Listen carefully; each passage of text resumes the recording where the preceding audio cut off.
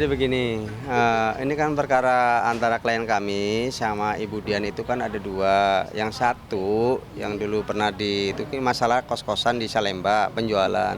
Tapi yang ini ada lagi nih masalah ngambil barang milik Ibu Alona tanpa sepengetahuan atau izin Ibu Alona itu.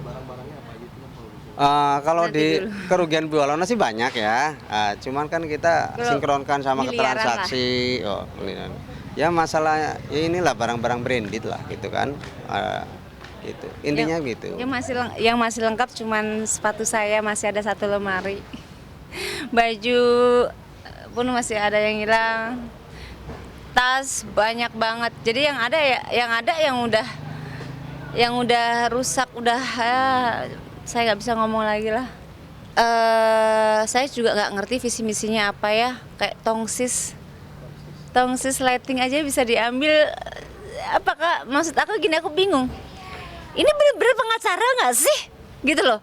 Seorang pengacara masa iya mau ngambil tongsis, karpet, itu aja deh, hal kecil itu aja deh. Apalagi hal besar gitu loh. Makanya saya berpikir baru kali ini deh ada pengacara yang mau ngambil tongsis. Saya mau ketawa sumpah. Bisa jelaskan apa hanya itu aja gitu, misalnya kerugian yang ditaksir?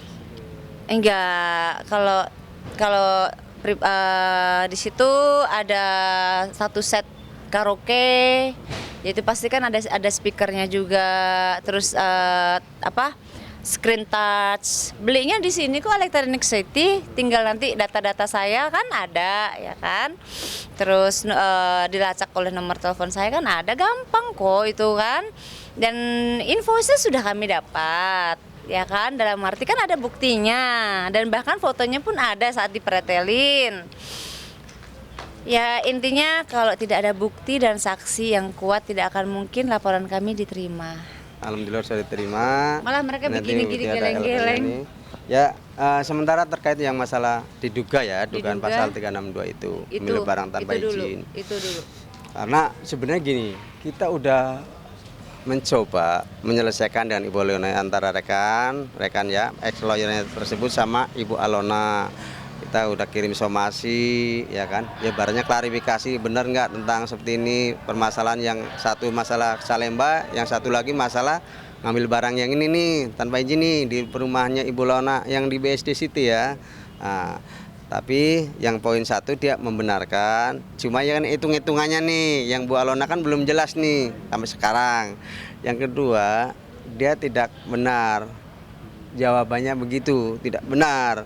Oke, setelah itu kita mencoba klarifikasi sampai datang loh Mas. Tim kami itu datang, sama-sama kantor hukum lah, kita datang tim lapangan ke sana.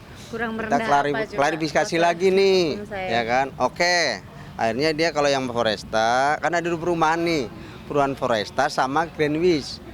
Dia memang benar, ada ini, saya lihat juga lah, oke, ada fisik. Terus saya tanya lagi, oke, kalau yang perumahan Greenwich gimana? Oh dia sama sekali saya nggak tahu alamatnya, belum pernah ke sana. Oke. Itu sudah direkam. Dan Direkam gini, loh. kalau gini, itu sedangkan barang-barang yang Ibu Alona yang masuk itu yang lumayan branded itu sama JBL itu ada di Greenwich. Oke. Setelah itu karena kita ada keterangan saksi asistennya, saksi lain-lain lah ya, Security. membenarkan memang benar pernah ke sini. Tapi rekan kita itu ngomong nggak pernah dan nggak tahu alamatnya. Kita sampai terjunkan tim lapangan ke lokasi tersebut. Kita minta ya biasalah kantor hukum kan alat bukti pastinya kan. Kita nggak mungkin sembarangan lah Mas kalau untuk gimana mengambil upaya hukum apapun ya kan. Kita harus berhati-hati sekali. Setelah itu kita kaget juga lah, kalau nggak tahu nggak kenal nggak pernah kok bisa ada ya ini di sini gimana ceritanya, kan bukti lah ya. Oke, kata saya klarifikasi lagi nih, saya ada bukti WA-nya kok.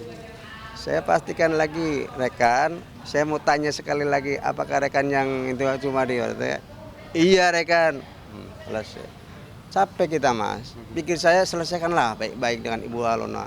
Yang pertama sama-sama satu frekuensi aja kan udah ramai seperti itu. Lah ini lagi kan kita masih udah 1 bulan loh ya. 1 1 bulan Mas. Jadi Kok nggak gini, clear-clear, muter-muter terus.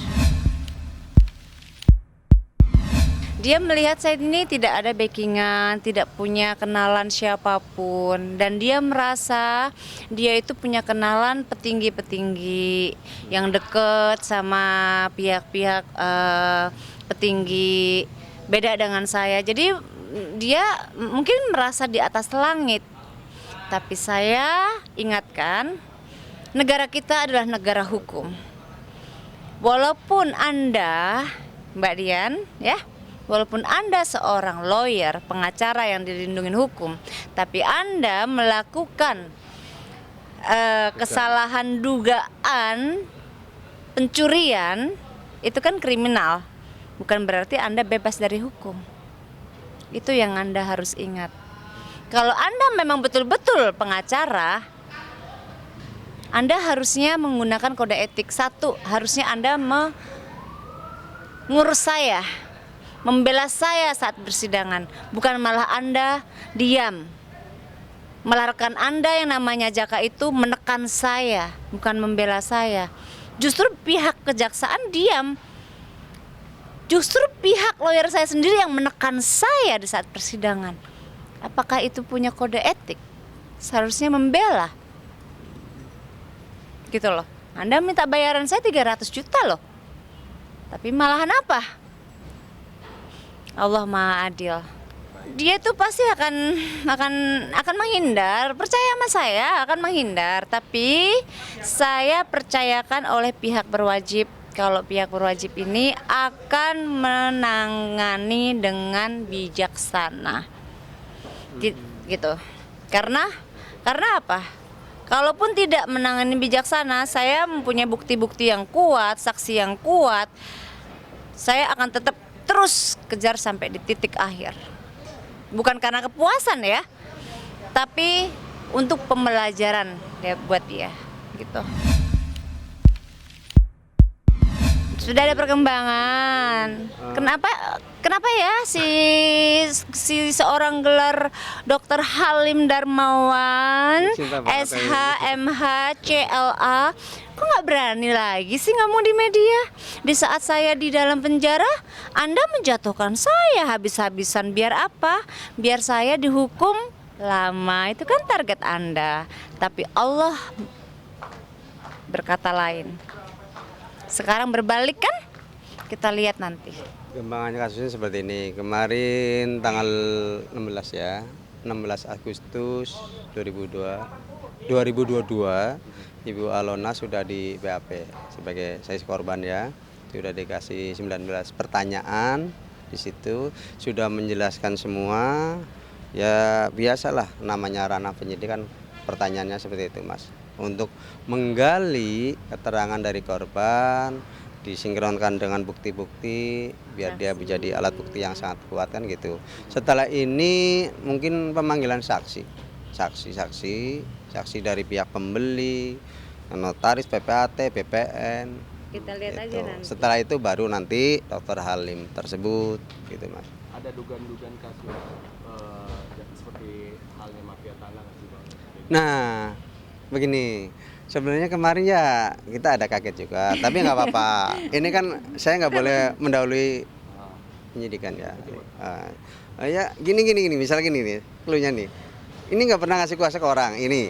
Kok bisa tiba-tiba ada kuasa ke orang ini? Itu aja. Itu gimana tuh bisa jadi begitu? Berarti kan ada hal-hal tanda kutip yang diteroboskan gitu Mas. Itu ya. Cluenya gitu aja sih. Saya melakukan ini bukan karena untuk kepuasan, bukan. Cari Karena keadilan. saya minta keadilan. Saya pernah diadili dan saya minta keadilan. Dan apalagi kalau saya ingat di saat saya dari umur 16 tahun sampai sekarang ini umur saya 35 tahun, hanya sia-sia begitu aja. Dalam arti bisa dibilang saya ini apa ya? Keluar dari penjara naik Grab aja saya nggak punya duit. Aduh, itu aja sih. Jadi, aduh, saya nggak bisa ngomong gimana. Terlalu sedih. Kalau diingat terlalu sedih banget. Jadi, biarlah Allah yang mengadili. Saya pasrah sama Allah.